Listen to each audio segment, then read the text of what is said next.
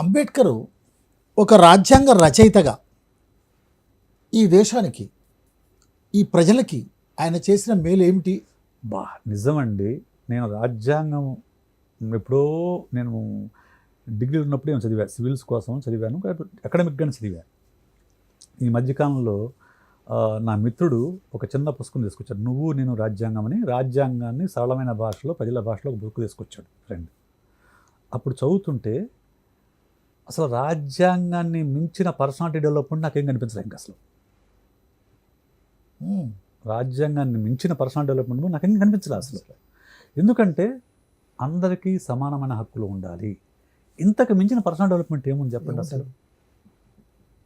ఇలాగ ఆయన అందులో చాలా ఆదేశిక సూత్రాలు కానివ్వండి, లేకుంటే ప్రాథమిక హక్కులు ఏవైతే ఉన్నాయో అవి చాలా పర్సనాలిటీ డెవలప్మెంట్ బుక్స్ కంటే కూడా చాలా ముందడుగులో ఉన్న అంశాలు ఇవి ఎవరు కూడా అసలు రాజ్యాంగం గురించి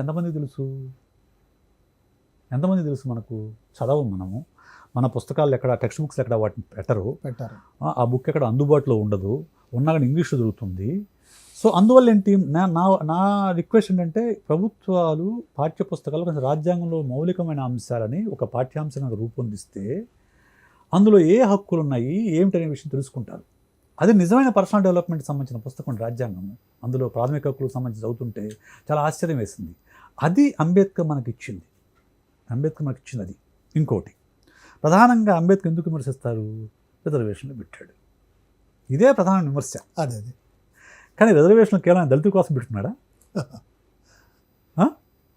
కేవలం దళితులకే రిజర్వేషన్లు కల్పించాడా? కాదు కదా, బీసీలకు కూడా కల్పించాడు.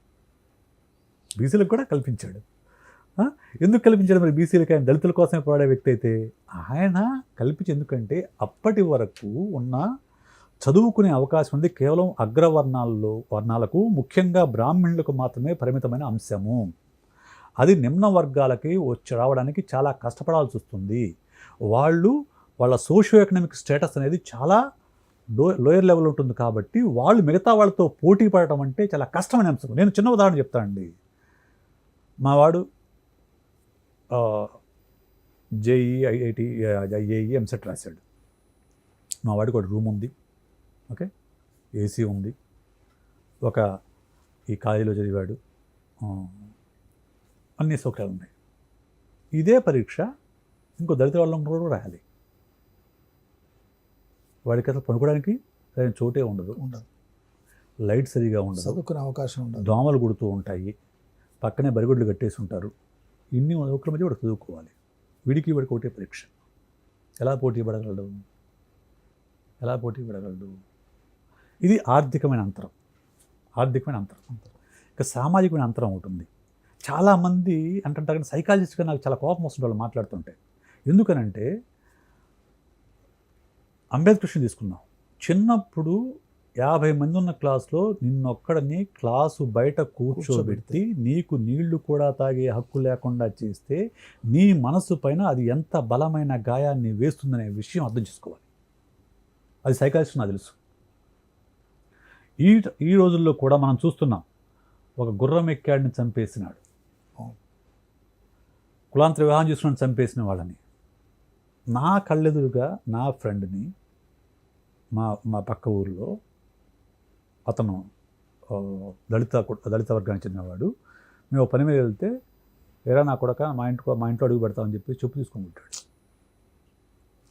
అది చాలా చిన్న సంఘటన కనిపిస్తుంది ఎవరికి? బయట ఉన్నవాడికి. కానీ అనుభవించిన వాడి మనసు పని అది ఎంత బలమైన గాయాన్ని చేస్తుంది, అది ఎంత మానసికంగా కుంగదీస్తుందనే విషయం మనకు అర్థం కాదు. అది అనుభవించిన వాడికి మాత్రమే తెలుస్తుంది. అది వాడు చదువు పని కూడా ప్రభావం చూపిస్తుంది. అది అర్థం కావట్లేదు. ఒక మానసికమైన కుంగుబాటులో ఉన్న వ్యక్తి చదువులో అంత కాన్సన్ట్రేట్ చేయలేడు.